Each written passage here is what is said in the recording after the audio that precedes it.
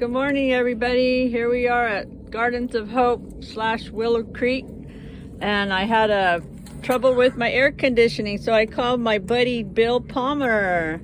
And Bill Palmer's been around Lake Elsinore for 100 years. Would you say, Bill? Well, at least 45 anyway.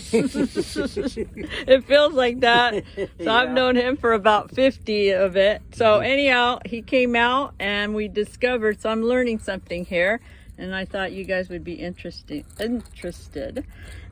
So we found out that the air conditioning out here wasn't turning on the motor because of these earwigs. Earwig got behind this little contactor right here, where I got the sandpaper, and cleaning out his little corpse, he shorted out the contactor. So this contactor here was pushed in, this little gray piece, and that's not supposed to be pushed in. It was having...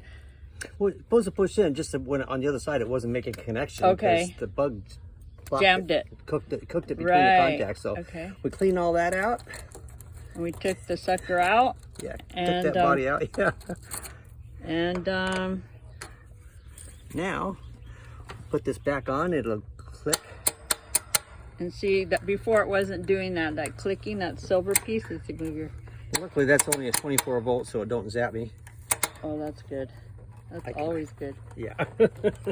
Low voltage circuit. So anyhow, he put that back, and this little gray piece will now, it'll click right when the Yeah, air and now conditioner... it's closed, and hopefully a good connection now. So we'll plug it in and see how it's doing. And Say a prayer. Beautiful. oh yeah, it works. It's purring It was now. all because of an earwig. One little pesky bug. Yep. Okay, well, thank you. And again, th you, Bill Palmer / what do we call you? He looks like Willie Nelson. Willie Nelson's here fixing my air conditioning. Thank you, Willie. Appreciate it. No problem. We got it back on the road again. Bye, everybody.